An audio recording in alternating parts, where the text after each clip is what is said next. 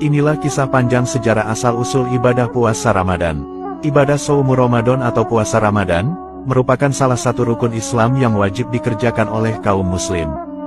Barang siapa yang meninggalkan atau membatalkan puasa tanpa ada uzur yang dibenarkan syariat, maka sungguh besar sekali azabnya. Dalam sebuah hadis dikisahkan, dahulu pada saat Nabi Muhammad tengah tidur, beliau tiba-tiba didatangi oleh dua sosok lelaki. Lalu, kedua orang itu menarik lengan dan membawa Nabi untuk menaiki gunung yang terjal. Di saat Nabi sampai pada gelapnya gunung, tiba-tiba muncul suara jeritan yang cukup keras. Kedua lelaki itu menjelaskan bahwa suara itu adalah jeritan penghuni neraka. Di perjalanan selanjutnya, tiba-tiba terlihat ada sebuah kaum yang digantung terbalik pada pergelangan kaki mereka. Nampak mulut mereka robek dan berdarah-darah. Ternyata, kaum yang diazab itu adalah orang yang berbuka atau membatalkan puasa sebelum tiba waktu berbuka. Dikisahkan, dahulu sebelum puasa Ramadan disyariatkan, ternyata ibadah puasa sudah ada sejak zaman Nabi Adam alaihissalam. Dijelaskan dalam tafsir At-Salabi, bahwasanya dahulu Nabi Adam alaihissalam pernah melaksanakan puasa 3 hari. Puasa ini dikenal dengan nama puasa Ayyamul Bid, atau puasa hari-hari putih. Sejarahnya, dahulu ketika Nabi Adam diturunkan dari surga ke bumi, maka kulit tubuh Nabi Adam terbakar matahari hingga menyebabkan kulitnya berwarna hitam. Lalu, datanglah malaikat Jibril menemui Nabi Adam dan bertanya, "Wahai Adam, maukah bila badanmu memutih kembali?" Nabi Adam lalu menjawab, "Ya, tentu saja aku mau." Malaikat Jibril kemudian berkata, "Kau berpuasalah pada tanggal 13, 14, dan 15. Nabi Adam lantas menjalankan puasa itu. Dan ajaib, pada hari pertama puasa, sepertiga tubuh Nabi Adam memutih. Lalu di hari kedua, 2/3 tubuh Nabi Adam memutih. Dan di hari ketiga, akhirnya seluruh tubuh Nabi Adam memutih kembali. Selain itu, di dalam tafsir At-Tabari dijelaskan, bahwa Nabi Nuh alaihissalam juga pernah melaksanakan puasa Asyura. Sejarahnya, di masa Nabi Nuh alaihissalam pernah terjadi banjir bandang terdahsyat sepanjang sejarah. Nabi Nuh dan umatnya lalu menaiki kapal yang telah dibuat beserta hewan berpasang-pasang. Ketika peristiwa itu, Nabi Nuh dan penumpang kapal melaksanakan puasa. Kapal Nabi Nuh diketahui berlayar selama 6 bulan sejak bulan Rajab. Ketika masuk bulan Muharram tepatnya pada hari ke-10, kapal Nabi Nuh akhirnya berlabuh di Gunung Judi. Hari itu dikenal dengan Hari Asyura. Sebagai rasa syukur kepada Allah Subhanahu wa Ta'ala, Nabi Nuh alaihissalam lantas melakukan ibadah puasa Asyura.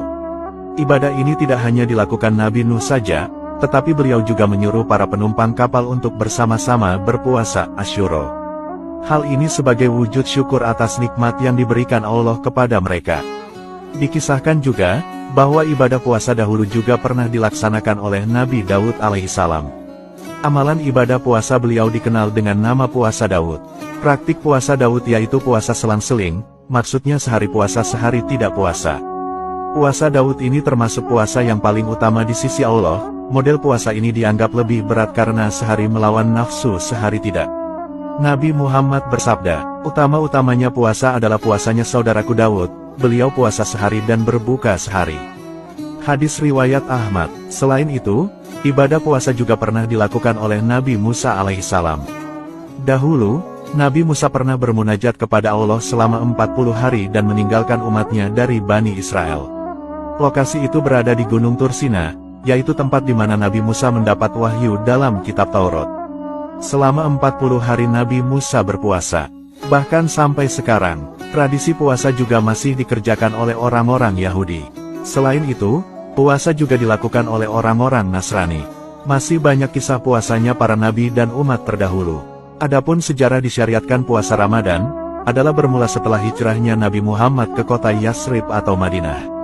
Saat sampai di kota Yasrib, Nabi Muhammad mendapati orang-orang Yahudi tengah melaksanakan ibadah puasa. Nabi lalu bertanya kepada Yahudi mengenai puasa apa yang dijalankan mereka.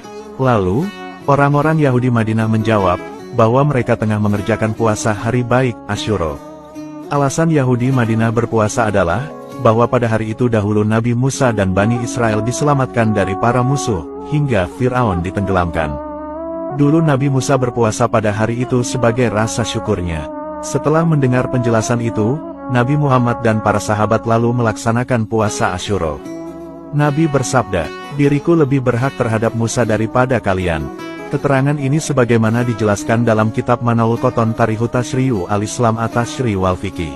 Dikisahkan, dahulu kewajiban puasa Ramadan itu turun pada bulan Sya'ban di tahun kedua Hijriyah. Allah Subhanahu wa Ta'ala menurunkan perintah kewajiban puasa Ramadan, yaitu pada surah Al-Baqarah ayat 183 hingga 185. Kewajiban puasa Ramadan sendiri tertera jelas dalam surah Al-Baqarah ayat 183. Allah Subhanahu wa Ta'ala berfirman yang artinya, "Hai orang-orang yang beriman, diwajibkan atas kamu berpuasa sebagaimana diwajibkan atas orang-orang sebelum kalian agar kamu bertakwa." Quran Surat Al-Baqarah ayat 183.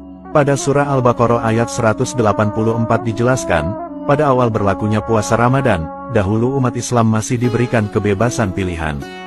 Yaitu, bagi yang fisiknya kuat boleh memilih antara berpuasa atau membayar fidyah jika kesulitan puasa.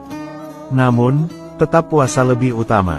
Lalu, ketika umat Islam sudah merasa terbiasa berpuasa, barulah aturan pilihan fidyah dihilangkan bagi orang yang kuat berpuasa secara fisik. Hal ini sebagaimana keterangan dalam surah Al-Baqarah ayat 185. Pada mulanya, batas kewajiban umat Islam berpuasa adalah sampai maghrib tiba. Setelah berbuka, mereka masih boleh untuk makan, minum, dan melakukan hubungan suami istri. Kebolehan itu berlaku sampai mereka sholat isya dan tidur. Setelah itu, mereka tak boleh makan minum dan berhubungan suami istri sampai waktu berbuka puasa lagi. Namun, dalam perjalanannya ketentuan itu dirasa berat bagi umat Islam hingga banyak yang melanggaran larangan berpuasa. Karena keluhan dan keberatan itu, barulah Allah Subhanahu wa Ta'ala menurunkan surah Al-Baqarah ayat 187 yang menjelaskan kelonggaran aturan berpuasa. Yaitu, diperbolehkannya umat muslim untuk makan, minum, dan berhubungan suami istri selama malam Ramadan sampai terbitnya fajar. Turunnya surah Al-Baqarah ayat 187 ini tentunya sangat disambut bahagia dan senang hati oleh seluruh kaum muslim. Dan, kebahagiaan nikmat itu masih bisa kita rasakan hingga sekarang ini. Wallahu a'lamu bishawab.